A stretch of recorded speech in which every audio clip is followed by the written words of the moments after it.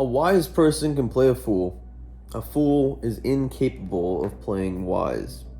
There has been plenty of situations in my life where I have played the fool, and by virtue of doing that, I've gotten more out of a situation than most people probably can.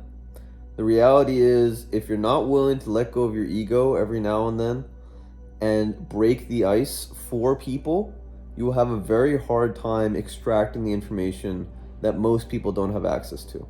Plain and simple. We have to know what we're capable of inside. We need to know our strengths and our weaknesses, and we need to know when we confront someone that we want to get information out of, how to go and approach that person. The word for this is tact, the way that someone wants to be treated. Now, this is a skill that you master, I'd imagine, over a number of years. It's something that I'm still working on. However, I would like to think that I have a head start on a lot of people that haven't valued this type of thing because they haven't been able to effectively use it. I've made friends with plenty of people that are older than me. I have plenty of mentors, and I have plenty of friends. And all of this I'm incredibly grateful for, and I'm wiser for it because I have so many more people to draw my conclusions from. People that I consider very intelligent and successful in society. Even my own friends, I consider them to be very charismatic, empathetic people, and I believe that I've earned their friendships through this ability to play the fool. Now, what does this come down to? Obviously, it's a lack of pride, but you also need to know what you're trying to get out of a situation. So, in order to take down people's defenses and make them more readily available to give you information or insight into their own life, playing the fool is a wonderful way to go about it, especially if you do it in a way that maintains respect for yourself in a situation. There are graces in social situations that are avoided by a lot of society because it takes, frankly, a lot of self-knowledge to get to be graceful and also achieve the means of acquiring the knowledge that you want. So, for instance, if you will require wisdom from someone that's older than you, someone that's in your field, a good way to go about getting into their good graces is seeing how they interact with other people. Obviously, you want to have a good introduction of yourself, right? And a good smile and a good attitude is always the best way to go, because there are very few people in society that even have those things on lock when they're meeting people for the first time. But through your observations of how these people interact with others in your community, you can see how they frame their own role in their social interactions.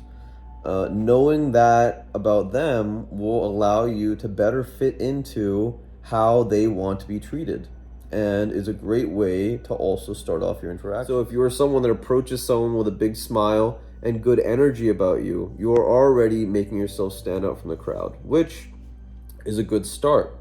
Now, if the person is especially has a large enough influence and is powerful in society, they will very likely have come across quite a few people that exhibit this positive attitude and a smile. So how do you then separate yourself further from these people?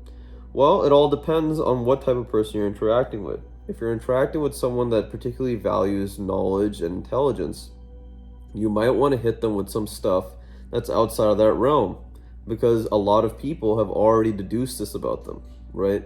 Someone that likes facts a lot of the time also ends up liking things that are not that way, because they have a tendency to want something that they don't already have. So if you can present them with a different perspective on life, then they start looking at you a little bit differently than other people, for better or worse. The catch-22 to all this is you should never be faking what you are presenting to people, right? You don't want someone to assume that you are one way, and then every time you see them to have to put on an act to be that way, right? The idea isn't to be a con artist. The idea is to build out skill sets that you're already good at and use those to help boost your ability to acquire friendships and people that can give you wisdom. Obviously, doing that in a way that's graceful and humorous, practice, skill, sure, but ideal in terms of conveying to them, hey, not only is this person understanding, that I like intelligence, but they're not selling me short and saying that that's all that I like. Now, if you're going with someone that's artsy, if you're going to interact with someone that's creative, hitting them with some facts, like the other way around, is going to convey to them, hey, this person thinks that I'm more well-rounded.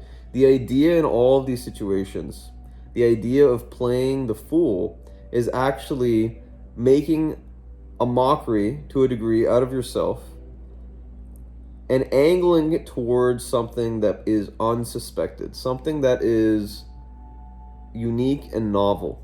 At the end of the day, people are looking for situations that are going to make them interested in you and interested in life. One of my favorite TED Talks talks about humor as a form of bridging the gap between people. And it's actually a sign of intelligence as well. So if you have been told that you can make jokes or you have been able to make people laugh in your life, I would strongly encourage trying to use humor in situations that potentially it's not expected.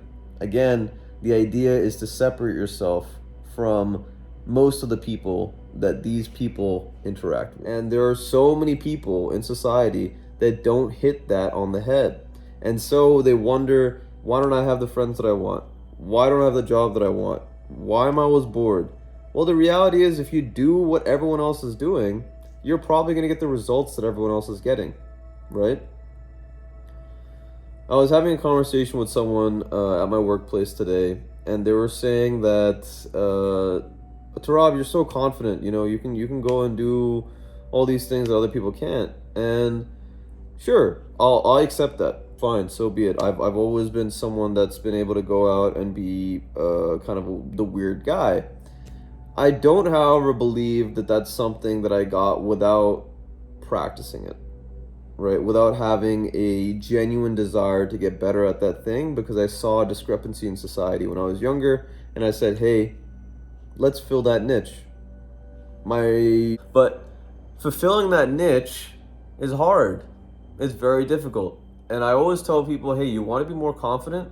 All you got to do is, in your own time, go and do stuff that you love to do so that you can be proud of yourself. So that you are at least saying to yourself that besides what these people think of me, I think good things about myself. That alone will put you far, far above the mentalities of most people that don't consider them successful, popular, attractive, whatever it is. The reality is, you have to go out of your way at home when you are alone to do the things that you love doing, because if you love yourself, you can love the people that you're talking to, and that alone is a novelty. Playing the fool, the wise person playing the fool, is merely a trick for the wise person to get what they want out of a situation. Period. Right? You must have watched a lot of shows, a lot of movies, maybe some video games or something, where you can see that the con artist, the leader in the group, switches their role based on how they are needed.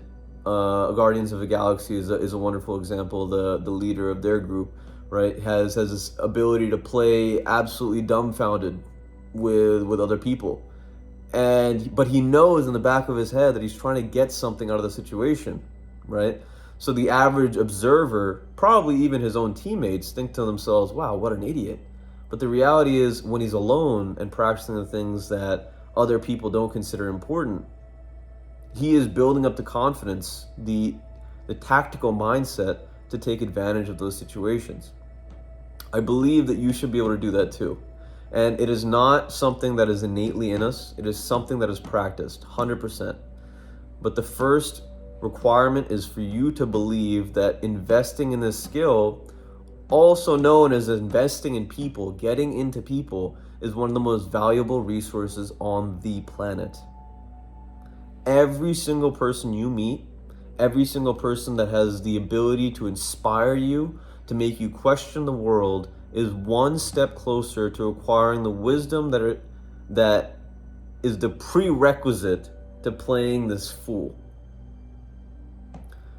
You have to believe that the people that you are talking to can give you something that no other resource can, period. That way you will care about giving them a novel time, actually providing them with value, and eventually, just as a byproduct of you being a kind person, that you get more out of that situation than the average person will. And always play to your strengths, right? So I have one way to go about talking to people and maybe getting some stuff out of them, but there is no part of me that thinks that that is the only way to go about it. This is merely one method of probably thousands that you can use to squeeze the world and get what you deserve out. In this video right here, I talk about how we have a tendency in society to fall into echo chamber situations where we're not given the new perspectives that are required in order to build out the kit that is going to make us successful in society. So I'll see you over there, and as always, actualize your potential.